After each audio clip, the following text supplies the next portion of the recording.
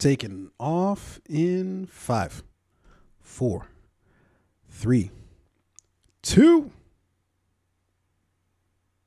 Yo,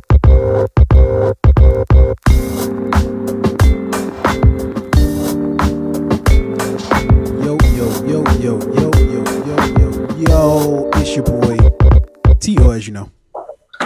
It's your boy Old Rain, real name, no games, no gimmicks. Yo, it's the Fade Podcast, the one-stop shop for everything TV, media, and film related, along with any other goddamn thing we want to talk about, coming to you live, direct, Proof of Concept Studios. So Rain, real name, no games, no gimmicks is in the building, but feel a little under the weather. Feel a little sniffly. This podcast is brought to you by Mucinex. So I know it's not. Yikes. They're about to sue the shit out of us. Sue the fuck out of us. Results are not well with Mucinex. Apparently it does not work too well. It does not, but I'm going to keep drinking this shit. Fair enough.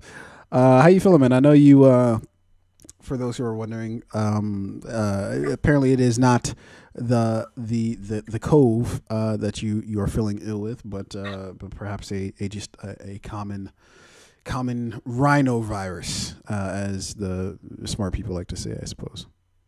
Yeah, it's crazy that like even like 2 years later, 2 years into the thing, we still don't fucking know the difference between like cold, the flu, COVID.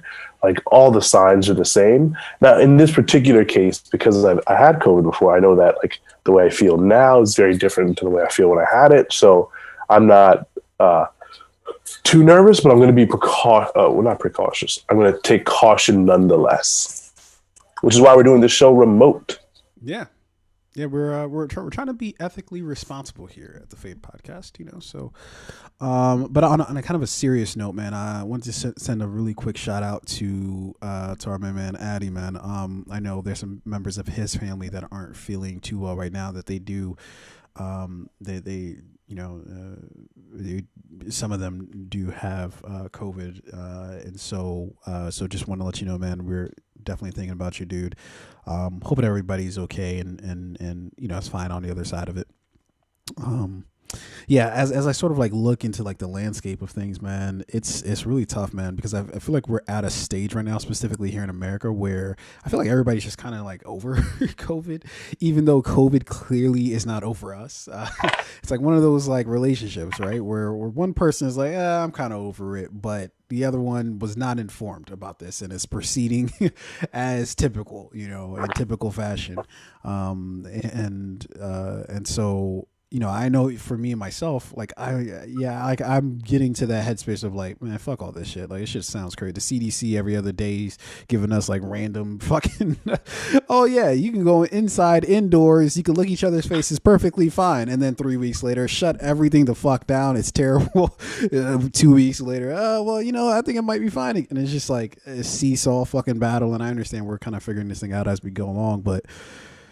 I don't know, man. This thing's a slog. But my heart really does go out to the people who, you know, have gotten it. And you know, I heard somebody explain it the other day that, like, you know, most people when they get COVID, it you know, it's not going to be like the worst thing in the world.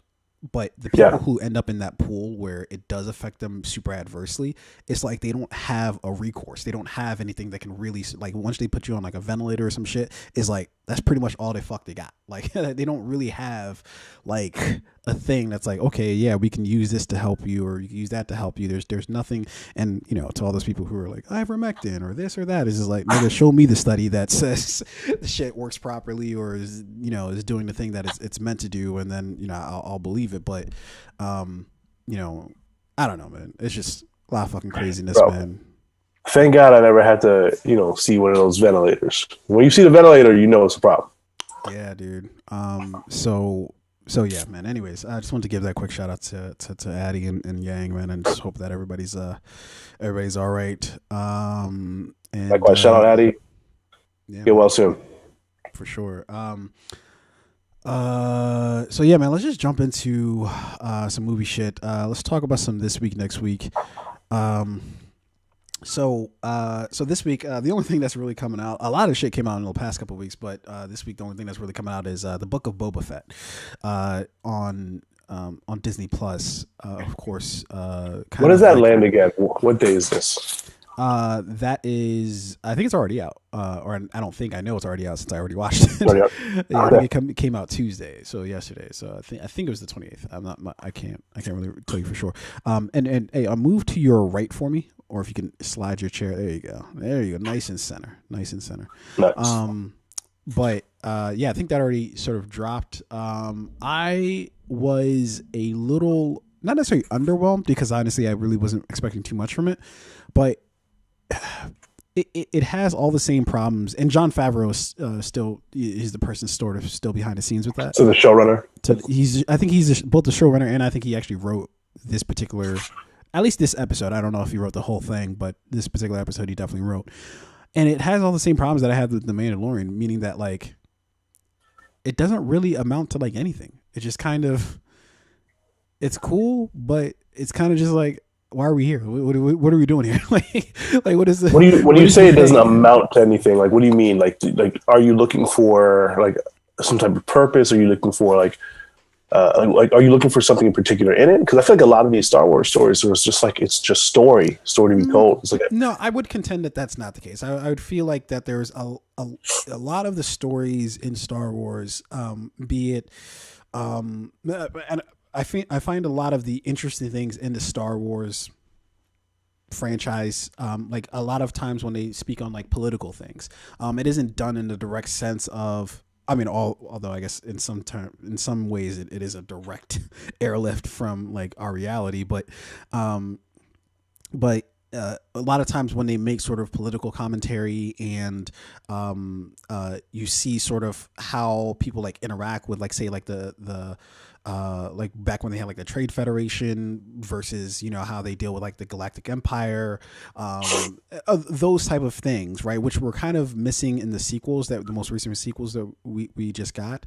But I would say that specifically with The Mandalorian and now the Book of Boba Fett, it's kind of like they have like the initial, and I honestly don't even know what the Book of Boba Fett, even after watching the first episode, I have no idea what the fuck it's about. It has sort of a cool premise, and I hope I'm not spoiling anything for you or anybody else. If you don't want to hear any spoilers, then divert your ears. But it basically is kind of like, so Boba Fett's in this situation now where he's basically taking over for Jabba the Hutt as like the crime lord or some shit like that in sort of the Star Wars universe, which is kind of a cool thought. But like the rest of the episode doesn't really evoke any sort of like, this is the direction we're going in. It's just kind of, which is fair. I mean, I think after one episode, when you know that they're like, you know, how many were usually in each season of The Mandalorian? I think they usually expect like 8 or 10, something like that. Somewhere around there, right? Yeah. Yeah, we know there's a lot more coming, so you're going to discover a lot more. I'm definitely going to check it out. I love The Mandalorian. I thought it was like visually stunning. I thought the story was great. I like the characters. That's the best thing I could say for The Mandalorian, is that visually it was like perfection visually, but the story for me it was 3 seasons of him carrying around this, you know, young Yoda. Yeah. But like, I defy you to tell me what else is The Mandalorian about it. Yeah, I definitely have to give that some thought. Yeah. I think the interesting thing about The Mandalorian is like how many other characters it introduced, which now are going to give us new stories. Gave us Boba Fett. There's a character that Rosario Dawson played. I forget her name. Oh yeah, Ahsoka. Yeah, there's a series. Cool. Actually, I didn't know too much about her before. So I started rewatching like all of Star Wars, but more specifically, I went back and watched the Clone Wars, and she's in that a lot. She's Anakin's Padawan, yeah. And so when I was first watching the bless you. That might happen a lot tonight, guys. So yeah, be forewarned. Yeah. Anyways, I don't mean to go too in depth about that, but yeah. No, I mean, it's, like I said, I think The Mandalorian just introduced a lot of characters, and we're going to see like standalone series or films coming in from them. So it's just like expanding the universe. I haven't seen Boba Fett yet, but I will. if it's anything like The Mandalorian, I know I'm going to enjoy it. Like I know that visually it's going to be great. I know it's going to be a fun watch. What the storyline's about, I have no idea. I haven't seen it yet, but I don't know. I've trusted in Jon Favreau, and he hasn't really missed in a long time. Yeah, that's fair. And so, yeah, like I said before, that's pretty much all that's kind of dropping this particular week. And not to even mention next week is pretty dry towards the at the end of the year. But in headlines, man, we got to at least touch on it. John Madden, man, passed away, 85. Let me get your quick thoughts, and then I'll share mine. I mean, if you were like a football fan or just a kid growing up in like the early 2000s and you played video games, especially sports video games, there's no way you didn't play Madden. I mean, so many times I could think to like, all the boys in a room just playing Madden all night, just like, back to back to back games. One of my favorite sports announcers, John Madden gave you some of the most quotables, like the booms and the bangs and all the wild shit that he would say. Because he passed, a lot of like old videos were resurfacing of him commentating on games, and he was a character for sure. Like just the way he would commentate on some of the games was just like, he wasn't even talking about football most of the times. He'd like, boom, and then a running back comes over here, and then, then the lineman pulls this way, and then the quarterback throws over here, and then touchdown. It didn't really make any sense, but he was just a very entertaining guy. There's no way like you don't love like Madden. If you know football, you know Madden. I think his last game, the last game he commentated on, was the Arizona Cardinals versus the Pittsburgh Steelers game, where James Harrison returned that like 100-yard interception for the touchdown. That was a Super Remember that? Yeah. I think that was the last game he commentated on. That he retired after that. But anyway, great guy. John Madden, thank you for your contributions to sport and commentating, just entertainment as a whole. A guy that definitely will be sorely missed. Yeah.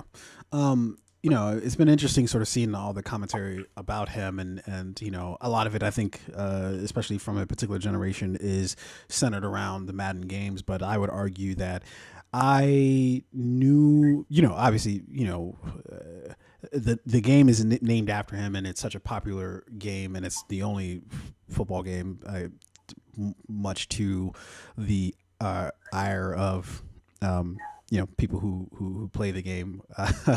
Some would contend that maybe some competition there would be healthy for the video game industry, but I would say that I know him and I appreciate him way more because for the game of Madden, I just assume that he lent his name to it, but maybe not much else, right? I don't think John Madden's there fucking designing the game with them, being like, guys, we gotta make these tackles more realistic, right? Like I don't think that was necessarily the case, but maybe it was. I don't know, but I don't associate him necessarily with that outside of just his name.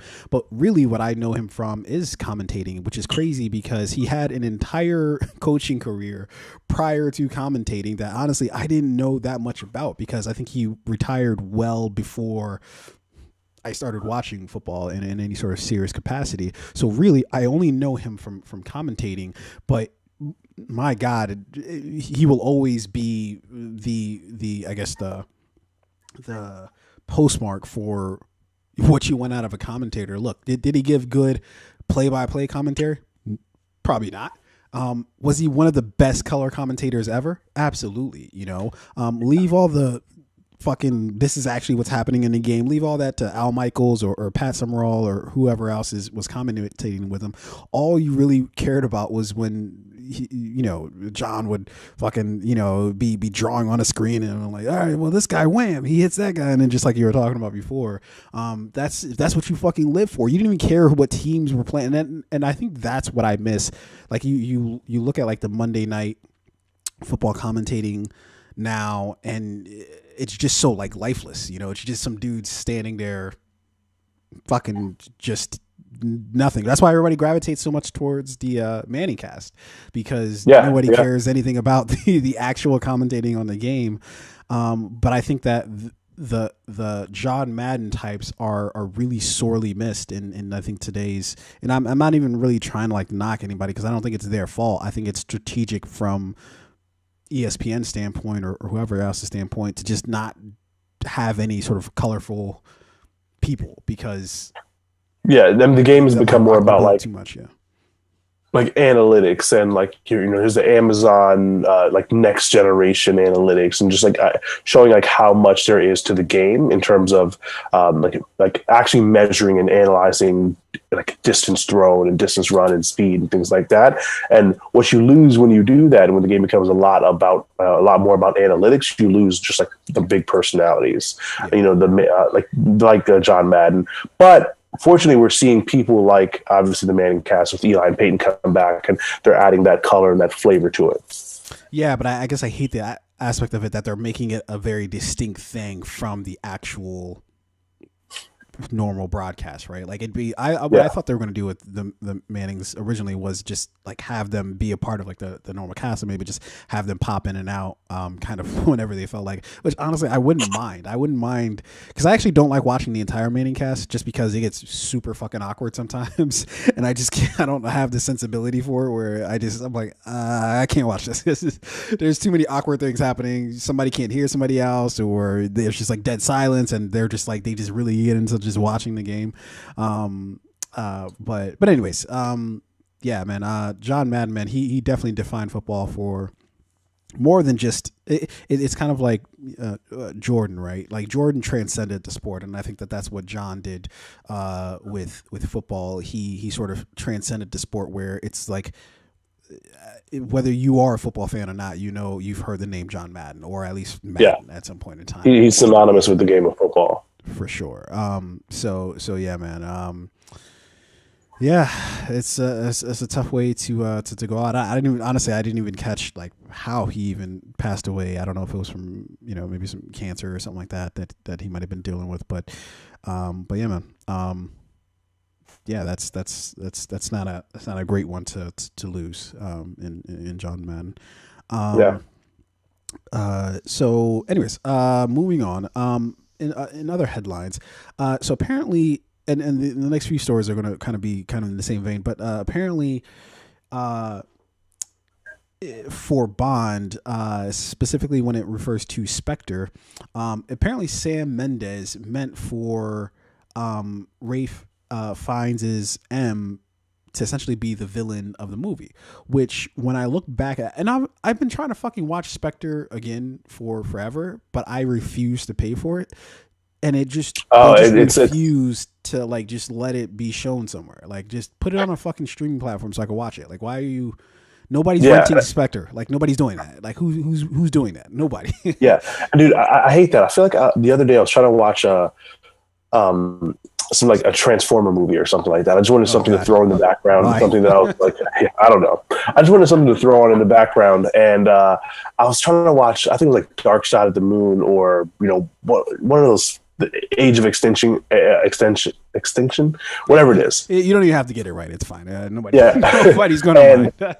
There were several ones that were free, like Bumblebee was free, and like the first 2 or 3 movies are free. And like they pick and choose which ones they want to let be free, and then like the one you want to watch, they're like $14.99. It's like why? So why are 5 of the other movies free? This one's $14.99. Well, what I do think it's probably like about whatever deals that they signed with the movies.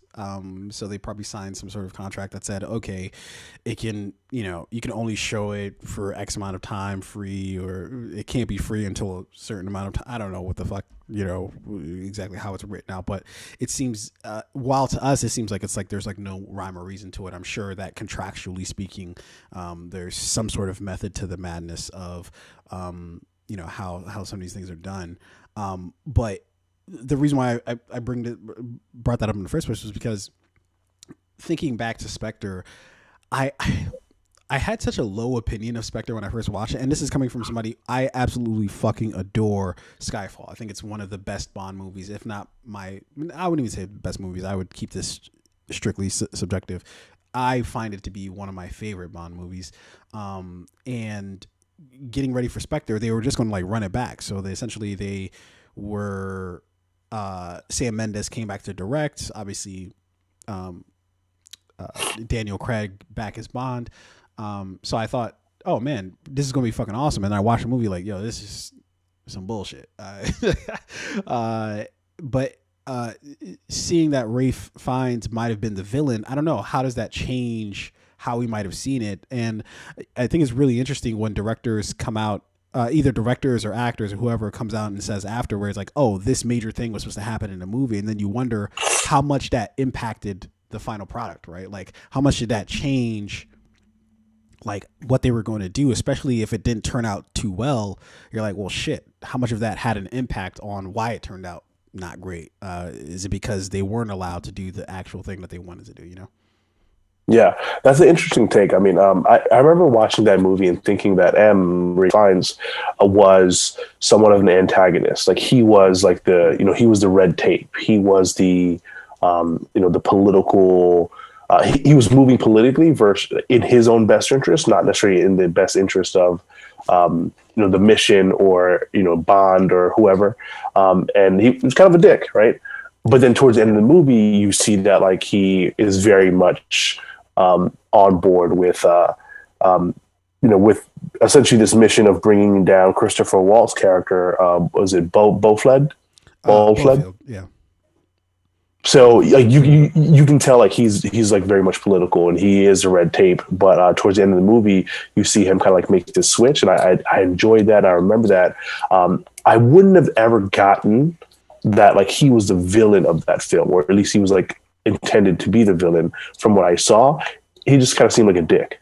Well, I think they kind of airlifted maybe some of those things and maybe put him into No Time to Die, because M kind of is a little bit of the villain of No Time to Die, right? Like if we remember correct, that it was basically because M was trying to sort of and I'm trying to remember exactly what the storyline was, but I think M was trying to keep shit like hush hush in terms of like the fuck shit that he was doing, when really he kind of just put everybody in jeopardy with some of the shit he was doing. So anyways, I just thought that was really interesting that that Ray Fiennes came out and said that. But alternatively, in another franchise that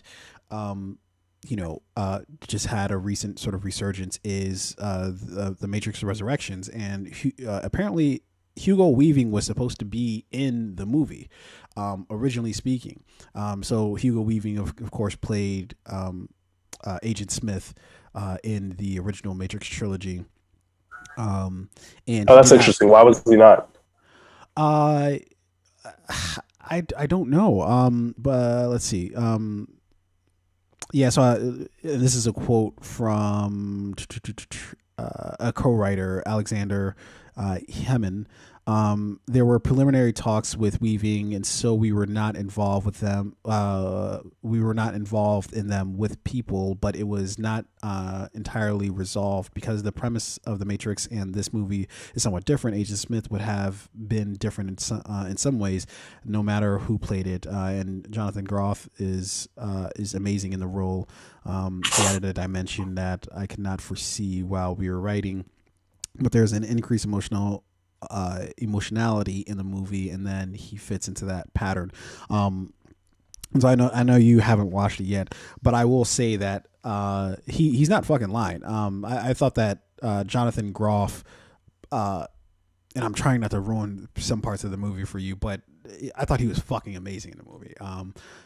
But I would have still liked to seen Hugo Weaving return as Agent Smith, but maybe even more puzzling than that is why Lawrence Fishburne isn't in the movie. I think after watching the movie, I still am left with, well, why again couldn't Lawrence Fishburne do this? Because I thought at some point they were going to explain exactly sort of what the thought pattern was there of like, okay, well, this explains why we needed to go with somebody younger, yada, yada. And that was never explained. Yeah, I don't really feel. I mean, they sort of gave an explanation, but it's not one that I find satisfying to really deeply explain. Like, okay, well, this is the reason why. It just seemed like they just wanted to go with somebody younger, because Fishburne is up there. I'm not gonna lie, he's getting up there in age, and he clearly does. He's gained a couple pounds since since we last left Morpheus. So yeah, doing a lot of the action stuff, I'm sure, would be a little bit of a struggle, a little bit. So maybe that's why they went with Yahya Mateen II. But I don't know, man. Maybe have him do like less of the action shit and just we just have more. Yeah, you'd probably just have to get him on like a meal plan or whatever. Like, hey, listen, we're gonna start filming this Get him movie on in 6 what is that months. Noom or whatever the fuck the shit is that that I always Yeah, I'm familiar with Noom. We'll get you a personal trainer. We'll get you on a meal plan. We'll start meal prepping you. CGI the rest of that shit up. But yeah, there's definitely got to be a reason why. I haven't seen the film, but despite not having seen it, I don't ever feel like they've ever clearly explained why he's not in the film. Yeah, I don't think it comes down to like scheduling conflicts. I don't think it really came down to money. Well, I don't think they ever even approached him, which is kind of like what I'm trying to say is I think they wrote the part specifically without Lawrence Fishburne in mind. But my question is why? Like, you bring Trinity back, you bring Neo back. One would, and you know, and again, they bring some other very notable characters back, but they specifically didn't bring the one person back who. Outside of honestly, outside of Keanu Reeves, I would even say more than Trinity, more than Carrie Ann Moss's Trinity. I would say Morpheus is probably more synonymous with the Matrix than even her or anybody else outside of Neo. Because, absolutely, you know, he's the one who presented the red and the blue pill, and you know the iconic glasses, and you know just everything about. He was the one who. Like, it was his belief in like Neo as the one that like kind of was a catalyst to almost everything that we saw in the movie. Yeah. If it wasn't for Morpheus believing in like Neo and like being the one, I don't ever think Neo would have ever became what he was. So to not bring him back as Lawrence Fishburne as Morpheus, do you think the movie falls flat for that reason? No, look.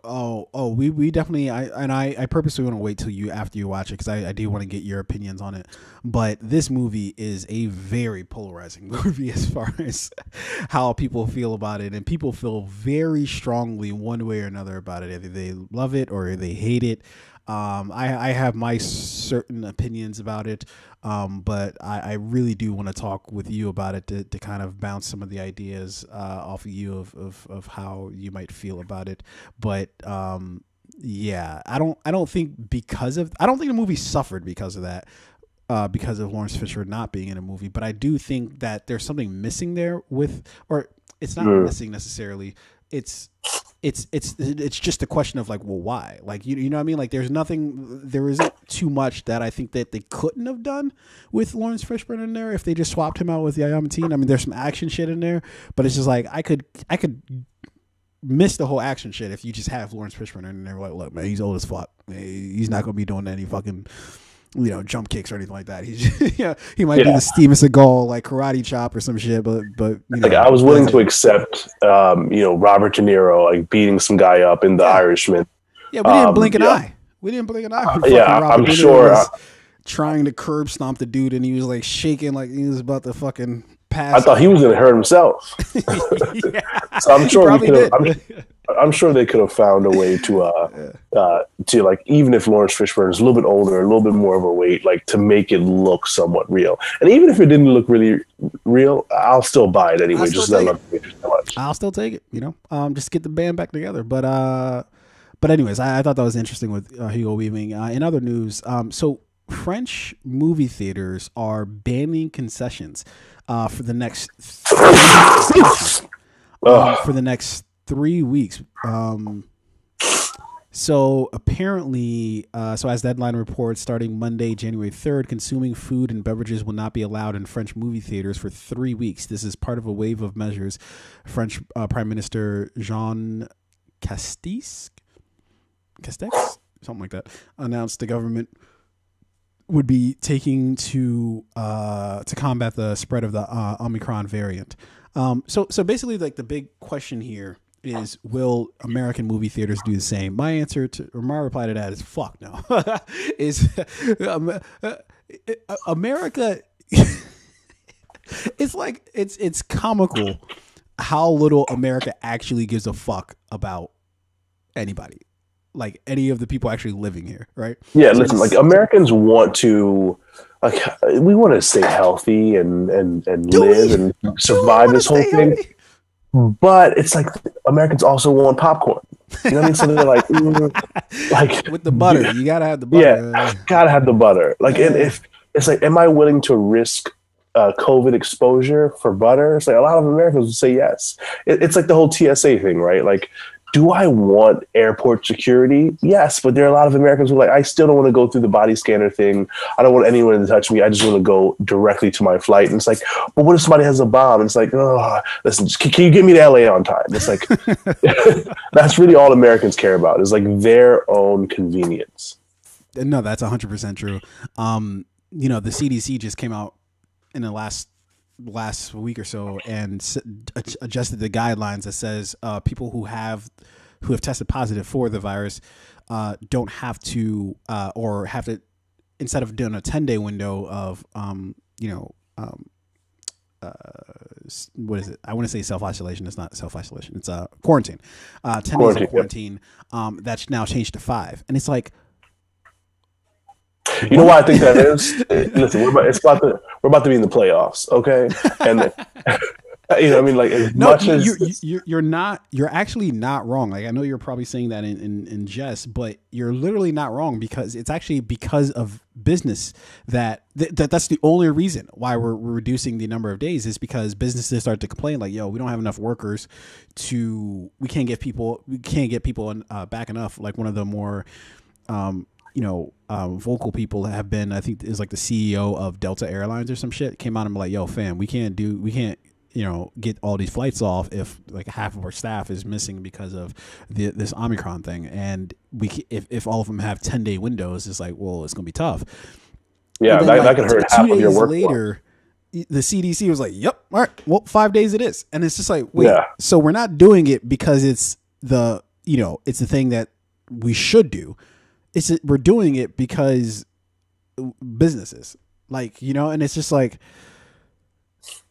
how is that? Like, how are you looking out for? Anyways, I say all that to say that while other countries like France take all these sort of what we would deem as extreme measures of like, oh yeah, no concessions, unfathomable to America. We can't even think about what. There are a lot of countries that are back in like mask mandates. Some countries are considering like going back to a stay-at-home thing. France, no concessions at movie theaters. To think that Americans would be like, I'm going to go see a movie without my hot dog, without popcorn, without my fucking extra large Slurpee with like 50,000 calories. Yeah, like that's somebody's insane. Out there fucking eating Rolos while they watch fucking. Without my bunch of crunch munch or whatever that fucking candy is called. Yeah, Americans are not going to. Without my candy corn, I swear to God, if I ever saw somebody eating candy corn at a movie theater. Yeah, why do people shit on candy corn so much? I love candy corn. I love candy corn so much. Do this podcast anymore. Being honest with you. Yeah, I've never known why candy corn gets such a bad rap. Fucking disgusting. What do you mean? It tastes so gross. No, I like the like waxy texture of it. It's like, oh my God, what?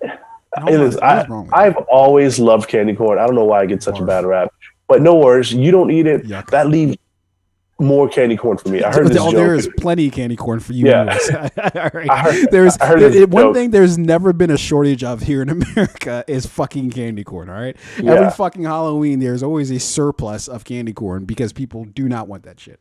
I heard this joke a long time ago. I was like, yo, all the candy corn in America was made in 1970. And like everything we have left is just what's still in circulation somehow, which is probably true because I feel like candy corn does not age. It doesn't get old. Like you can leave it out. They don't even change it. Yeah, I know, right? That shit is like, even after you eat it, that shit looks exactly the same in your shit as it does when you fucking eat it. There is no change in the structure of the candy corn. But my dude, let's get to our next gig here. The Batman trailer number 3, dude. So we recently just got a trailer for the Batman. I purposely have not watched it because I try to not to watch things. I try to, maybe reserve them for the podcast to react to them live. But apparently this is supposed to be people are going losing their minds a little bit about this one. So the synopsis for the film, of course, in his second year of fighting crime, Batman uncovers corruption in Gotham City and that connects to his own family while facing a serial killer known as the Riddler. If that is not a great description for a movie, I don't know what the fuck is. That sounds interesting as fuck. Batman discovers that his rich ass parents might be crooked as fuck, and also the Riddler is just out here serial killing everybody. It was a good description. I wouldn't say great, like the greatest of all time. It doesn't give you any. It doesn't really give you any spoilers. It doesn't really do too much. It leaves you with, like, especially for what is now like the 12th Batman film. It just leaves you like, huh, interesting. I like the take now, whereas Batman's parents are not like this, like, because they've always been kind of glamorized as this like well-to-do family who suffered this like unspeakable tragedy, when that tragedy is what molded Bruce Wayne into becoming Batman. Which you can always keep that, right? You can always keep the fact that they died rather terribly, but you can also say that they were rich as fuck and they were probably doing some fuck shit on the side. Like, that's both things can be true. Yeah. Both things can be true. So this is directed by Matt Reeves, of course, and written by Matt Reeves and Peter Craig, starring Robert Pattinson, Vegan Batman, as we know him to be, Zoe Kravitz, Paul Dano, and of course Andy Serkis, among a host of other people, and due out March 4th of 2022. Without further ado, my friend, let's take a look at the Batman. Let's do it. Trailer number 3. Don't cast that spell. It's too dangerous. Why? Nope, that is not. Wrong trailer. Bruce Wayne. Sorry. I wouldn't be bothering you here, but your people keep telling me you're unavailable.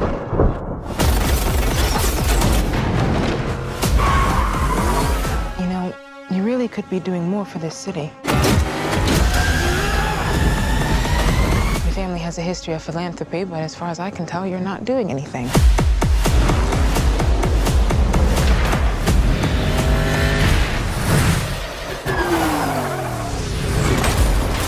Shit. The Riddler is asking for you. The killer left this for the Batman. Why is he writing to you?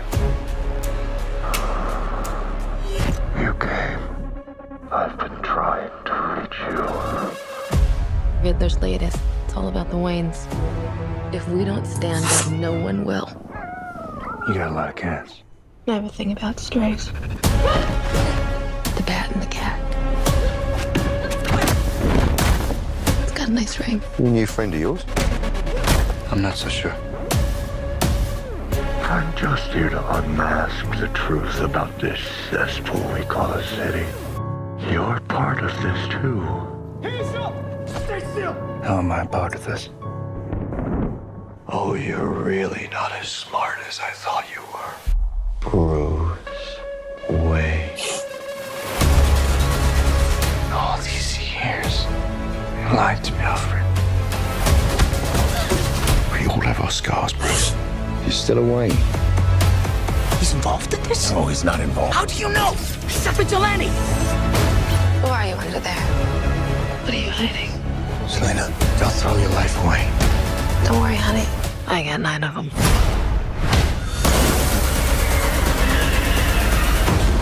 It can be cruel, poetic, or blind. But when it's denied, it's through violence you may find. Justice. The answer's justice. Come on, vengeance. Let's get into some trouble.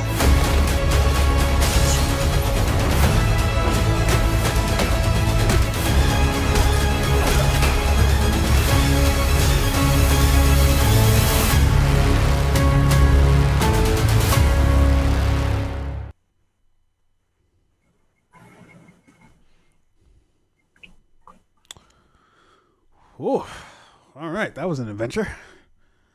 That was a long third trailer. I don't necessarily know what the point of that trailer was. I feel like what was accomplished in the first 2 trailers was enough, and this didn't really add anything. Well, it paints a picture of like the story. I feel like I don't even know. Did we even get 2 trailers? I thought we I guess technically yes. So yeah, this is the third. But I feel like we didn't get anything really about the plot, and we just got some really dope shots. Of what was going on. But I don't think we got like anything of like this is what's happening in the movie. Yeah, and I'm fine with that with certain stories. Like, I don't know if in Batman I need to fully understand I'm already bought in, right? I'm already sold. It's a Batman movie. Just give me a little bit of more. Show me a little bit of like who, what type of Batman we getting, right? Like, are we getting Bruce Wayne Batman like we got with like Ben Affleck? Are we getting Dark Knight like we got with Christian Bale, or are we getting more? I would say more of a detective night vigilante like we're going to get with Robert Pattinson. Introduce some of the other characters, Catwoman, who's the villain, this Riddler, and give me a little bit of background as to like how this Batman became who he is, and I'm good there. This trailer, it felt a little bit long to me. It also kind of felt unnecessary. I don't know. I just don't think 3 trailers. I know a lot of like movies do this where they're like, all right, trailer 1, 2, and 3, and it's kind of like the industry standard at this point. I'm starting to feel like it's too much. Well, the reason why I think that this is like really different from perhaps what we usually get is that we got like the first like kind of teaser for this kind of like 2 years ago, like it was like way back when, because I want to say that was like kind of at the start of the pandemic that we sort of got our first taste of this, and so it's not coming out until 2022. So I feel like you need something to reinvigorate the people and give people some reason to be excited. I remember when the first full trailer, because the teaser was the teaser, but then we got like our first like really good look at like what was going on, and we were like, what the fuck is this shit? Why can't I watch this tomorrow? We were mad excited, and then there was nothing because the world shut down. So I feel like you need something to and this is the usual protocol with movies anyways. They give you a teaser at first, then they give you a first sort of real trailer, and then they give you a more sort of all-encompassing trailer that gives you a lot more of the story and a lot more of the plot, and usually that's closer to when the movie's going to be released, and so this is kind of following that same playbook. I don't mind how much we got in this trailer. In fact, I welcome it, because for one, honestly, I forgot this thing was going to be a thing, and so I needed a reminder. But then two, I had no idea what this story is about. And even though it's Batman, we've gotten our fair share of good Batman movies. We've got our fair share of terrible Batman movies, right? And I feel like you can't just live off the name alone. And I think that if you do, the next time that there's a Batman movie, I'm just going to be like, I'm going to go with whatever my feeling was the last time I watched a Batman movie, which is kind of what I've done with Batman since Ben Affleck's. Not because Ben Affleck was bad, but because just everything that they did with him, I thought was just very aggressively mediocre at best, right? So Batman vs Superman, Justice League. What else? What the fuck was he in? He was in briefly in Suicide Squad. Suicide Squad. The original one. I thought none of those were like a great sort of insight into a new Bruce Wayne slash Batman, but this is our first real one since the Christian Bale Batmans, of like, okay, this is a standalone movie, this is self-contained, and so I need to kind of understand like what we're dealing with here, and it seems like it just seems like this is going to be so fucking dope, man. It seems like they're going with a little bit more of a realistic angle to it, like the Christopher Nolan movies, but perhaps like less like perhaps less concerned with how everything works, and just, all right, we'll just put Detective Batman in these scenarios, and this is young Bruce Wayne, so he's going to be fucking shit up all over the place. He's not going to get it right. But anyways, I think this is going to be, it looks like it's going to be an amazing movie, but I have learned from watching trailers before that you have to really temper your expectations. So I'm trying not to get too up about this movie, but from what I'm seeing right now, man, it looks good. It looks good. I mean, I felt like it looked good from the second trailer. One of the things I do hope we get from this movie is, like, obviously we were introduced to Catwoman and the Riddler. I hope we get introduced to, because I'm not sure how many films they're going to do with this version of Batman and Robert Pattinson. We'll see what it opens with, and then we'll see what those numbers look like, and then we'll see how many sequels they're going to do. Yeah, but like, let's say, the plan as of right now is just one standalone film, right? Mm-hmm. I would hope to get to see more villains than just the Riddler. Yeah, we're going to get Colin Farrell as the Penguin. Penguin. Yeah. One of my favorite Batman villains, who I think is like never really been brought to life. Great. Arnold Schwarzenegger did a serviceable job, but it's not great, right? I think Mr. Freeze is one of the best Batman villains in my opinion. He's my favorite. I would really love to see him reappear in either this film or an upcoming Batman film. Yeah. You mean Mr. Freeze or Arnold Schwarzenegger as Mr. Freeze? Mr. Freeze. I mean, I don't think Arnold could. I mean, now granted, Arnold's still in good shape for I think he's like 73 or something like that. But I don't know if that's like what we're looking for at this point. Yeah, they gave him the Lawrence Fishburne treatment. I just hope we see Mr. Freeze again because I think he is a formidable Batman villain. Yeah, I don't know. I've never really cared for Mr. Freeze. I kind of like this story a little bit in that he was a villain, but he was like a villain that you could kind of really sort of empathize with how he was treated in society just in general. But I don't know. I've never really been too candid on or too keen on him just walking around with a fucking gun that just freezes people and then like that's it. Like that's the polar bears too. But he was the first like Mr. Icy. Before all the rappers, he was the first one with the ice. All right, fair enough.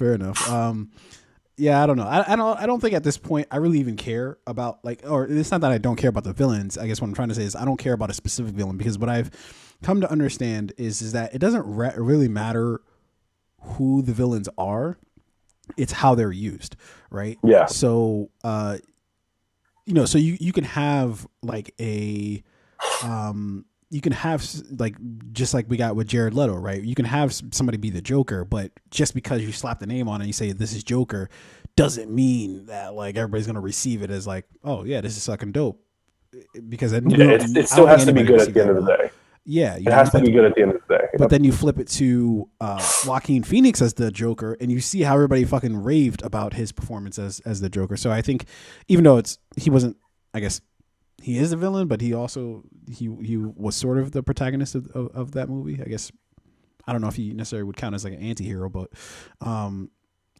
anyways, I'm very much looking forward to Batman, the Batman. I think it's gonna be dope. And look, I do want to say I called the shot.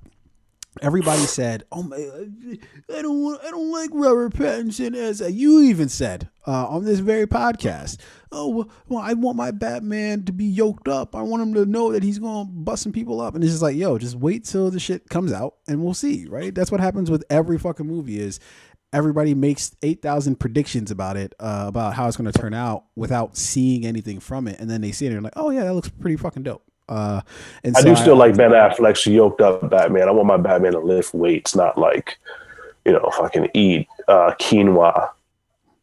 Hey man, he'll be a Batman for many more years. He's trying to extend his crime fighting lifetime. Maybe. All right, we'll move on to another trailer here.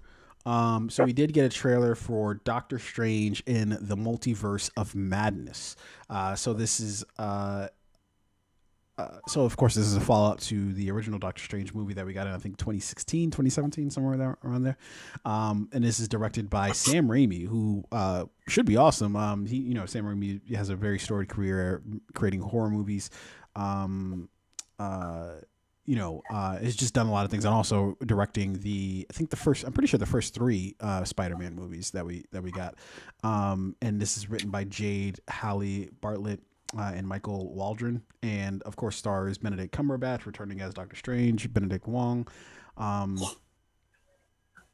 Is Benedict Wong's name in this actual movie Wong? I think so. Did I get that right or did I get that wrong? I'm pretty sure his character's name is Wong. So they're not even trying. They're just like, all right, let's just No. Let's make this easy.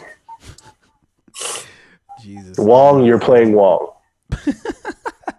Yeah, I'm sure when he looked at his script, he was like, "You motherfuckers, you guys just you couldn't find any creative bones to come up with any other name other than Wong." Congratulations, you fuckfaces. Rachel McAdams, Elizabeth Olsen, and is due out May 6th of 2022. Without further ado, let's check this out.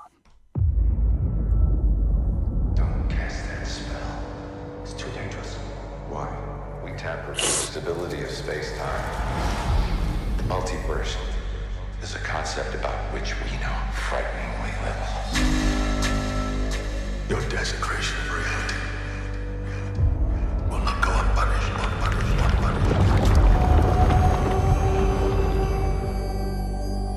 It was the only way.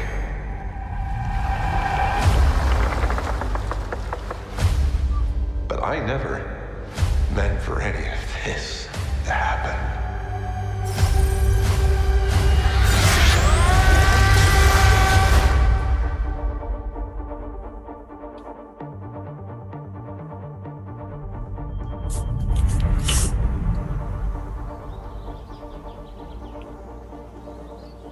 Wanda.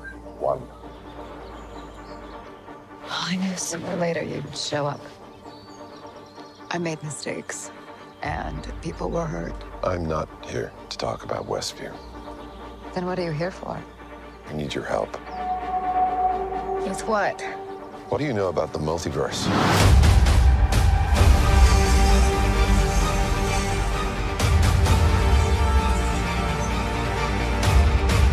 I'm sorry, Stephen.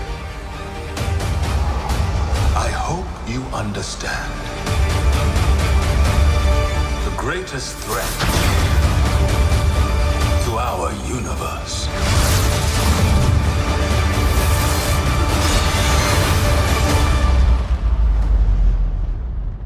is you.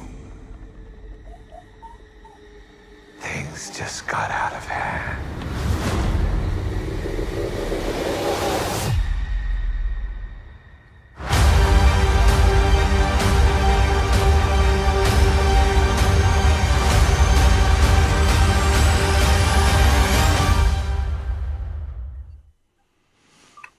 All right. That was Doctor Strange in the Multiverse of Madness, our first trailer, our first glimpse. Here's a big omission, admission rather. I definitely watched that in theaters after watching Spider-Man No Way Home. So you see No Way Home? Yeah, I've seen Spider-Man. What the fuck? We could. I didn't know. We could talk about that. We could rap about it. But anyways, quick I thoughts told you that. on. I do not. I omitted that from my memories. What were your thoughts on seeing the trailer for Strange Multiverse of Madness? It looks good. I mean, I think it's picking up right where they left off after the events that happened in New York with Spider-Man, where all the villains from Spider-Man started converging into a single. What would you say it is? Like a single universe from other universes, right? They all started, or at least they were trying to, and so he did a spell in order to essentially stave all that off, but to make everybody, and spoiler alert for anybody who hasn't watched Spider-Man No Way Home, to make everybody forget that Spider-Man is Spider-Man, or Peter Parker is Spider-Man. Yeah. And this also brings in what we got from like Loki, where like they first introduced the multiverse, as well as what was the show with Wanda? Was it WandaVision? Where obviously they're going to bring in Wanda. You saw Doctor Strange and go to her and say, I think she said to Doctor Strange, "Is this about Westfield?" So Westfield. It's great to see. Was it Westview or Westfield? I believe Westview. Okay, so it's great to see like all of these stories start to come together. I love Doctor Strange's character. I love all the things that are happening in this particular storyline. It looks good to me. I'm excited for it. Obviously, there's going to be a couple other characters introduced. There's America Chavez. And I believe Dr. Christine Palmer, who isn't that Doctor Strange's ex-wife? I believe she is going to play a big role in this film as well. Yeah, she's not his ex-wife, or at least in this universe that we're in, she's not his ex-wife, but she was in the first Doctor Strange movie. But for those who watched, for those who watched, what's the show called? What's it called on Disney Plus? The show. It's like a Marvel show. Was it WandaVision? It was like a Captain America: The Winter Soldier. What if? What if? Yes. On What If. So again, spoiler alerts for anybody who hasn't watched that yet. We get a glimpse of at least a Doctor Strange who tried to essentially kind of go back in time and make his relationship with her work, right? That he essentially tried to sort of adjust how things happen so he could still end up with her. And we saw how that sort of ended up, where the universe essentially just basically imploded on herself, where they called her death, like, basically, I forget exactly the term that they used, but they said that her death was like necessary for like the continuation of the universe, and that it was they called it an absolute point. And so I think what's going to be really interesting to watch in Doctor Strange Multiverse of Madness is just how crazy they get, because I feel like that they can only get so crazy before it's just like, yo, how do we reel all of this back in so that like people can actually follow what the fuck is actually happening? Because if you let it get too crazy, well, now all the other stories you're trying to tell kind of suffer, right? When there's like multiple versions of everybody, right? So if you want to tell and they had what's her name, America Chavez, right? Or I guess they're going to have the character of America Chavez, right? So if you have her now it's going to be like, all right, well, there's 8,000 different versions of America Chavez. You don't know which one you're fucking dealing with right now. So they've got to find a way to kind of make it crazy, but not too crazy to the point where we're like, I couldn't tell you what the fuck's going on in the Marvel universe right now. So I think that's one of the things that they're gonna essentially end up dealing with. Now, the one thing I will say that I really hated about the trailer were Chitwell, Jeffors, and my apologies if I'm pronouncing it wrong. But they gave him the sloppiest roles I think I've ever seen. The fakest roles. They could have just said, "Hey, why don't you grow your hair out? We'll braid it up for you." Mario style. I know you remember that song.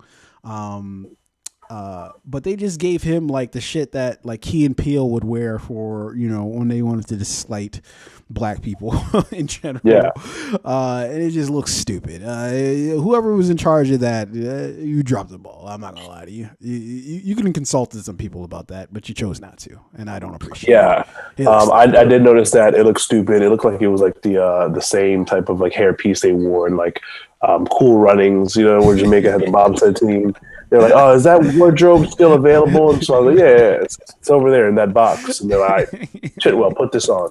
I thought Marvel has enough money to have done that the right way. Yeah, or just told him, "Hey, grow your." They've known that they're going to do.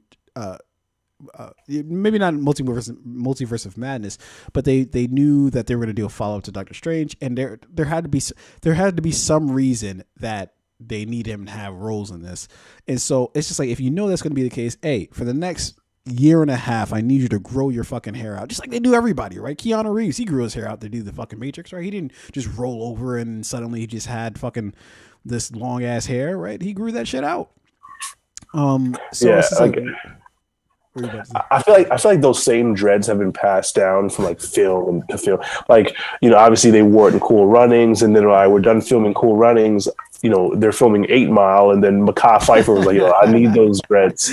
Remember he played Future and he had the fake shitty dreads? Those were dreads, not rolls, So I feel like they got it from the same maker, but just like a slightly different, they got a slightly different version of it, because at least Mekhi Phifer, you couldn't quite see the hairline, and so it's just like, yeah, it looks sloppy. Mekhi Phifer's dreads in 8 Mile were terrible. They're sloppy. There is no disputing this, but there's just something about looking at him with them fake ass rolls, and if it turns out those were actually roles for him, why the fuck did they look so stupid? I don't. Somebody explain to me how they could look so dumb. But anyways, I'm very much looking forward to Doctor Strange: Multiverse of Madness, mostly because hopefully it'll give some structure to the current state of the MCU and let us know where it's all sort of going. I'm assuming that we're going to get some sort of Avengers movie here in the next few years. Who the fuck knows? But we've got so many characters that still need to be introduced. We got Blade. We've got the dude Black Saber, whatever the fuck his name is, from the Eternals. Moon Knight. We've got Moon Knight that still needs to drop. America Sanchez, who's going to be in Multiverse of Madness. Her character still needs to be introduced, or not introduced, but she's going to have her own series and some shit. And so there's a lot of things going on. So the one job that I need Multiverse of Madness to do is to help make sense of the craziness and just kind of pull everything back in. Yeah, refocus that shit, because right now we're out in no man's land when it comes to understanding what the fuck is going on right now. But in any event, we will move on nonetheless. So let's talk real quick about Ice Cube. Ice Cube has some very pointed comments. I don't know if you heard about this, but he was talking about essentially Chris Tucker and how Chris Tucker has said, I think even earlier this year, Chris Tucker made comments that the reason why he didn't return to the Friday franchise was because of money. But his story's kind of changed over the years, where it's at first it was kind of like, he didn't want to be the dude smoking weed. Then he didn't think he'd get paid enough, or he got paid enough. And then you had Faison Love, I think earlier this year, who talked about, he didn't get paid enough to do Friday. But as Ice Cube made mention of, and he basically was saying, like, look, everybody got paid to scale, and the movie was made for $2.3 million, right? So nobody got paid, all right? so like this whole idea of like, whoa, other people are getting paid, I got paid pennies. Everybody got paid nothing for Friday, and it was a massive fucking hit. That it spawned off two other sequels, and I'm assuming soon to be fourth, whenever they get their act together to do last Friday of the month. But it's interesting to see what all this commentary is now, like 20, 25 years later, because it's kind of like, and I hate when people do this. They play like revisionist history, right? They know that enough time has passed where people are just like, I don't really care about this thing anymore. So then they just make up whatever story that they want for the thing and just hope that, I hope nobody says anything. And it's like, no, people still fucking remember what actually fucking happened. So Ice Cube has come out recently and said that Chris Tucker was actually offered 10 to 12 million to take his role up as Smokey again. And I do think the last thing that Chris Tucker, or the last thing we heard from Chris Tucker talking about this, was that he didn't want to do the whole smoking weed thing anymore, because he didn't want to like have that. He didn't want to be the poster child for that anymore. And to add on to that point, I mean, I think while Chris Tucker's stance, or at least what he says are the reasons, may have changed over time, whether it might be for religious reasons or personal reasons, not wanting to advocate for marijuana use. His reasons are his reasons. I think Ice Cube, said that they offered him 10 to 12 million. He turned it down. He went on to do many other successful projects. He did like Fifth Element. He did Money Talks. He's done a number of other projects since. I hope last Friday of the month is something that happens and get the whole crew back. But I feel like this is like one of those stories that like blew up when like it really was like a small thing.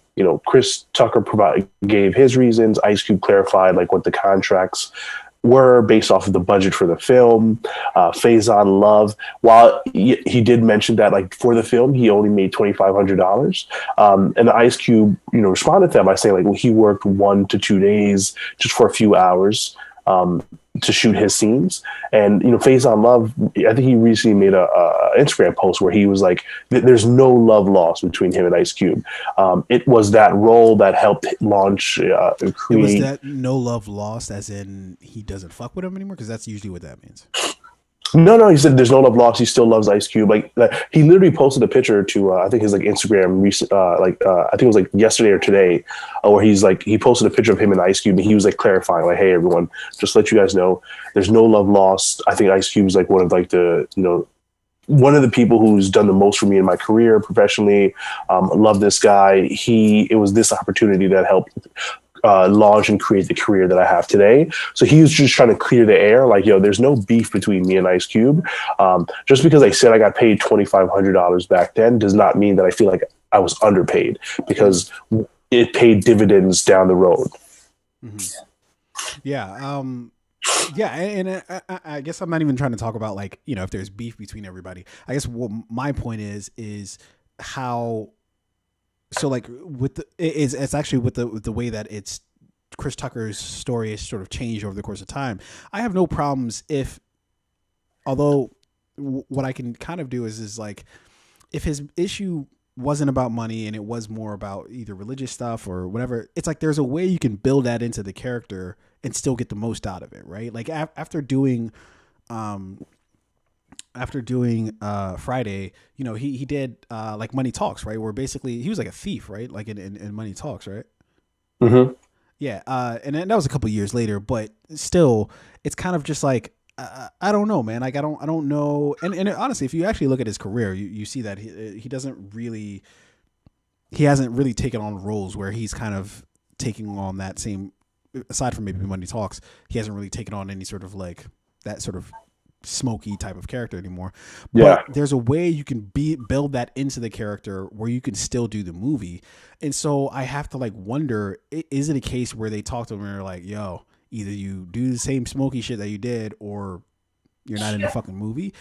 If that's the case, then all right, I respect his decision. But if it's a case where he was just like, he had made his mind up of he didn't want to do that again, and he wasn't really even interested in like talking to them about it, then I would say that that's a great opportunity missed, because I think that for as much as you can view it as you're detrimental to like the black community or whatever you want to say by taking on a role like that, well, can't you do the exact opposite, right? Can't you show like, oh shit, like this is what happened to Smokey on the back end, and you know, maybe he gets over his drug addiction or some shit like that. Like there's other ways you can go about it. That's not just like, I'm just never going to be in your side. Like, I hate that when we get like a great character. Like that's how I feel like about The Rock and Vin Diesel, right? It's like, yo, bruh, for the love of the brand, let's get this shit together. Like, let's just, you know what I mean? Like, I think at the end of the first Friday movie, like Smokey was like, man, like fuck. I think his last scene was like him saying, like, fuck all this, I'm going to rehab.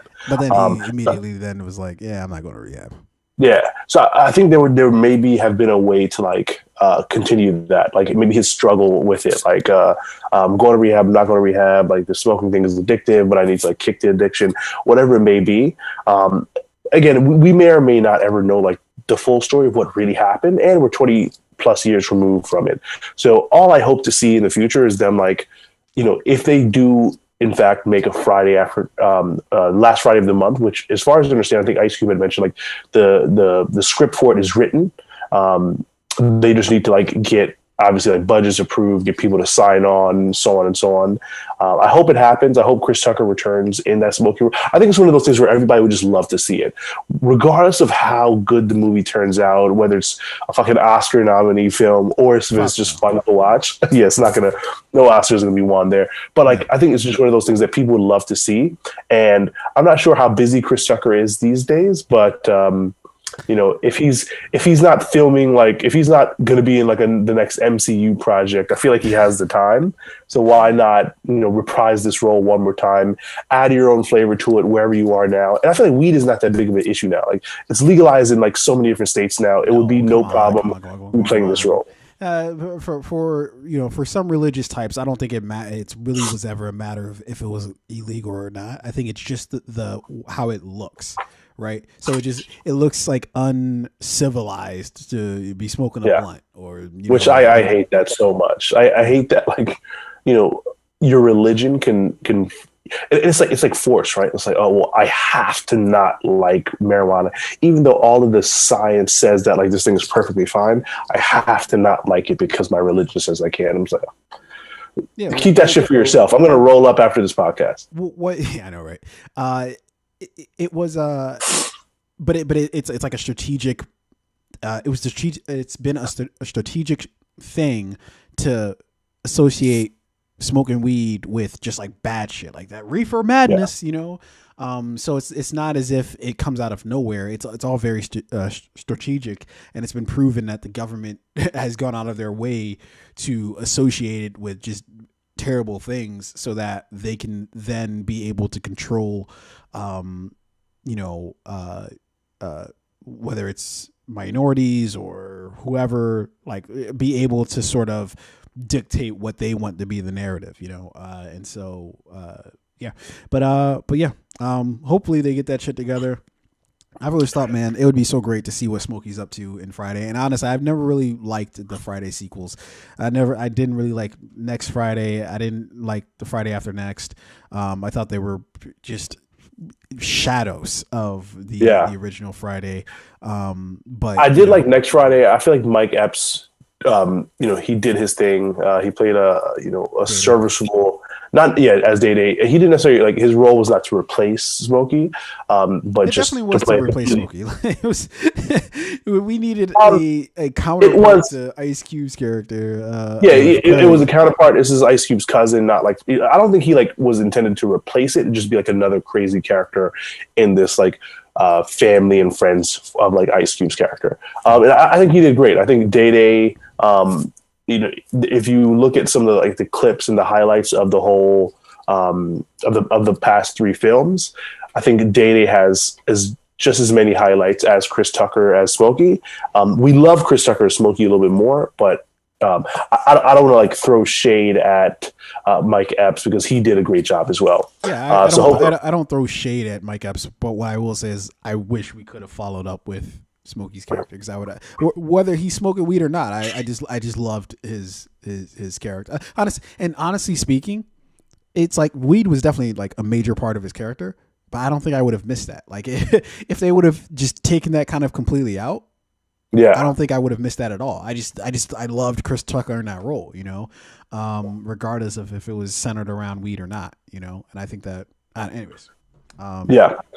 So as I descend into this, into my own personal multiverse of sickness, we had two stories lined up here. One was a Peter Dinklage, his whole Game of Thrones backlash thing, or we can kind of jump into like, maybe like we do a year-end wrap-up of some of the best things that we watched. I think we should go with that one, just because, I'm starting to leak over here, and I think that might be a more fun conversation.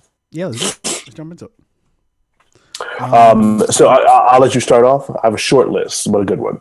Yeah, so 2020 has been a fucking crazy year, or 2021, or I guess the continuation of 2020, which is 2021. It's been a fucking wild ass year, been a fast year, but a lot of great content has been put out in 2021. And I didn't watch everything, but from what I did watch, I can produce a bit of a list here. This is in no particular order. The best things that I've watched this year, I do have to say Spider-Man No Way From Home, although again, the movie didn't really make any sense, but it was such a fun watch. They paid fan service to pretty much everything in that movie, and they did it in such a way where it wasn't obnoxious. It was dope. There's no denying for me that was a great movie this year. Squid Games, cultural phenomenon this year. It was not Joe Exotic, the Tiger, was it Tiger King? Yeah, it was the Tiger King of 2021, right? Where it's just this cultural phenomenon. People started fucking playing Squid Games as if that was like a fun thing to like imitate. Yeah, like let's just make all these people who are in debt play these fucking games and shit, and we'll kill them if they don't win.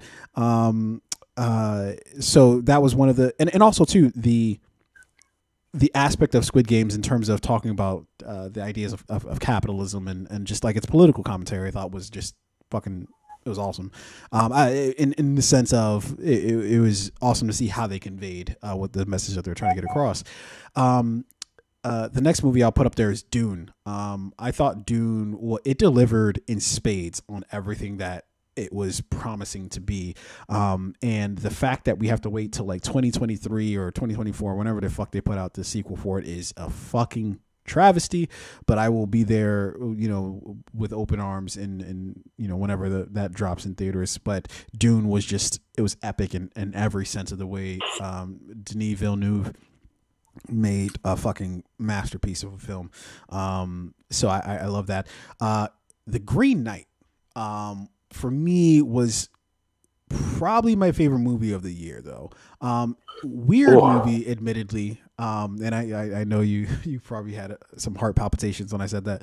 But the reason why I say it's one of my favorite, it probably is my favorite movie of the year, is because for one, it tried to be different, and then two, it was not an easy thing to grapple with. And I feel like that it's a common theme that it was the type of movie that I don't think that you can be like, oh, well, you just didn't get it, so you're stupid. It's just like, nah, either you connected with it or you just didn't, you know what I mean? Like, and I feel like I really fucking connected with it. I don't think it's about being smart or anything like that. I think it's just either you feel the flow of what they're trying to do and it speaks to you, or it doesn't. And I feel like for me, it just, the film really kind of spoke to me in some of the right ways. But the best thing that I have watched this year, hands down, it's not even a contest, the best thing that I watched this year actually didn't even come out this year. What am I talking about? Like, came out at the end of last year? No, it came out very long ago. Cowboy Bebop. I am certainly not talking about the live action series that just came out this year, but before that came out, months before that came out, I went back and I watched the original Cowboy Bebop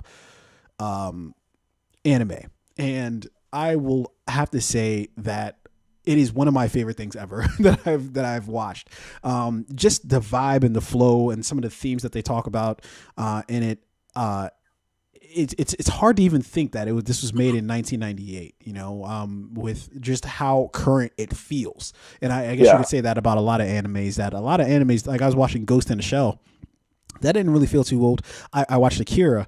That didn't feel too terribly old, in terms of how they went about making it. Now, maybe I'm just not that familiar with anime to know like what the new shit is, but I long story short, I love the shit out of Cowboy Bebop. And honestly, I didn't really even mind the live action. I know somebody's head just exploded somewhere. No, you must hate it. I honestly didn't really mind it that much. Was it good? Nah, not really.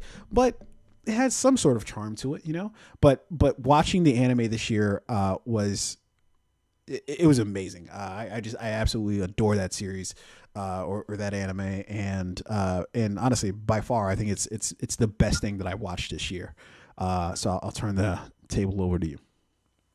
Okay, I appreciate that. I'm a huge anime fan, so whenever and I think would you say that this is maybe like the first like true anime series that you've like really dived into?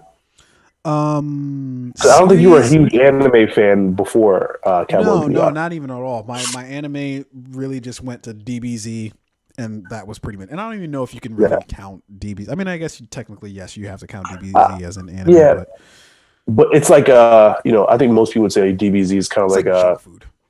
Yeah, it's like entry level. I mean, it's great. Don't get me wrong, but it's like entry level, and then like as you go deeper down the rabbit hole, as Trinity would say, you'll start to find a lot more like nuanced. I did watch Yu Yu Hakusho, and if I'm comparing, where are you at on that? I finished it. I finished. You finished it. I will say that I identify way more with Cowboy Bebop than I do Yu Yu Hakusho, but Yu Yu Hakusho is no slouch. I think it's still great, but I would say that Cowboy Bebop is just, for me, is just like a notch above like everything else. Just because, for sure, yeah. Yeah, it was. I think Cowboy Bebop has it just has like a flavor. It has like a texture. It is very different than a lot of the other animes that I've watched.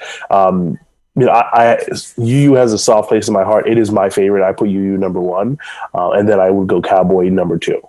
But just to give you my list of some of the best things that I've watched, and I've kind of like separated these into categories. In the anime category, 7 Deadly Sins. It's on Netflix. If you're looking for a new anime to watch, I highly recommend it. It's fucking phenomenal. I think season 4 is the last season that I watched. I hope that there's going to be more to come. It's just so fun to watch. The story's great. The action's great. The art is great. The music is great. There's just so many great things about it. I love it. Ragnarok is another one. I think this one is on Hulu. Just a really awesome take on so this anime, it's about like this epic battle between gods and humans, right? And like, you know, the best warriors from Earth and the best warriors from the heavens, and you just have this like epic all out battle. And these fight scenes, the art, the music, like there's so many great things about this anime. I absolutely loved it. It's one of the best ones that I've watched this year. As far as films go, I got to go with Dune. I got to go with No Time to Die. I think that this, this final run for Daniel Craig, like, you know, if you're going to do something and it's going to be the last time you do it, you have to do it at the absolute pinnacle. And he did just that. There was nothing about Daniel Craig in this last Bond film that I didn't enjoy. I'd definitely say one of the best films that I've seen all year. Also Black Widow. I think that's I should put that on the list as well. In terms of TV shows, so I'm currently watching Dexter, and I'm really liking the show. It's one of those shows that like I've heard so much about in the past. I've never gotten around to it. My girlfriend convinced me to watch it. We've been watching it. I think we've binged like 5. I think we're in the. We might be in. Yeah, I think we're in season 5 or in season 6. Fun show to watch. Definitely a lot of like questions. I'm not sure. Have you seen Dexter? No, I haven't. Obviously this guy, he's a serial killer. There's like a path of ease to how easy this guy it is for this guy to be a serial killer. Maybe it's just because he's like a white guy, no one questions it. But nonetheless, it's still a fun show to watch. White Lotus. I'm not sure if you've seen White Lotus. It was on HBO Max. I hear people talking about it. From what I understand, I've heard people talk about it. Long story short. Yeah, it was one of those shows. Like it wasn't too much of anything. It was just like enough of everything. You know what I mean? Like it's like I just really, really enjoyed it. The action. There was no like big action sequences. There was no big fight sequences. There was no car chase. There was no like. There was nothing about it that I can say particularly stood out, other than the fact that it was just a very good, very like well put together show. It's like one of those meals that you have where after you eat it, like you feel good about what you ate. You don't feel too full. Your stomach, you don't got the bubble guts. Like it's just like, you know what? That was good. That was nice. Yeah. Obviously, Squid Games, Loki. I'm pretty sure I already mentioned Falcon and the Winter Soldier. But for me, I would say the highlight of the year in terms of TV shows that I watched, and this might be a shocker, but C on Apple TV. Mm-hmm. I think for me, that was one of the best shows that I've seen this year. I'd slept on it just because I wasn't a big fan of Jason Momoa and his like performance as Aquaman or in like Justice League. And for a long time, I'd just been sleeping on Jason Momoa. But after I watched C, I was like, this guy's fucking good. That was a great show. The Dothraki? You don't fuck with him? Even like he was good in that, but like when I think about Game of Thrones, I don't really think about Jason Momoa. There's plenty of other people I think about before Jason Momoa. Well, but after is only in it for like one season, so yeah. After seeing C, I'm like, all right, this guy's fucking good. Yeah. Well, there you have it. Our list for our 2021 best thing we've watched all year. Look, usually there's like a big sort of crescendo that happens, right? He gets to the end of the year, and it's like, oh my god, Bliss. It's like whatever, dude. That's what we watched this year. That's what we fucked with this year. I didn't really especially go out of my way to watch something so that I could comment on it. I just watched whatever I wanted to this year. And it's worked out really well. I like this. I want to watch more stuff, but at the same time, and this goes into how movie theater sort of came back this year. Compared obviously to 2020, is that like, this streaming shit is inevitable. Let's just let it happen. We keep fighting against it as if just let it happen. Just let it happen, just the tip, but I think what I'm looking forward to in 2022, rather than say a specific movie or show or whatever the case is, I would say what I'm looking forward to in 2022 is having streaming be way more normalized than I think it is right now. I think it's annoying, right? Like if I really wanted to watch Spider-Man No Way From Home, I have to go to theaters to watch that. When in reality, it's like, well, why? Like, why do I have to sit in a theater? Can't I just pay $20 at home to watch this shit? Like, why must I? Now, I'm not saying that I wouldn't go to the theaters. Like, so for instance, I went to the theaters to watch Dune, right? I had to go to the theaters to watch Dune. It was one of those movies that I was like, I have to see this in theaters. I got to. Spider-Man No Way From Home, same thing. I got to see this in theaters, right? But if I wanted the option to watch it at home, I deserve it. You should have that option. Yeah, I should have that option. So more than anything else, any particular thing I'm looking forward to seeing, I'm just looking forward to seeing streaming be way more normalized and the industry stop fighting against it and finding ways to adapt to it. Because what I feel like we're doing right now is backsliding to pre-pandemic thinking of like, oh, like let's just force everybody to the theaters versus having people choose whether they want to go to the theaters or not. So anyways, we'll be back next week, which will be in a new year. I'm not going to do New Year's resolutions. I don't think I believe in New Year's resolutions anymore. I think it's all hogwash. But that's just me. Yeah, I don't think a new year, just because it's January 1st, you should set new goals. Like your goals should have been your goals, like regardless. Yeah. So I don't have any New Year's resolutions either, but I'm excited to bring in the new year nonetheless. For sure. All right, ladies and gentlemen, that has been 2021. Yeah. See you guys on the flip side. We will be back. Hopefully, Rain will be feeling better next week. I will survive.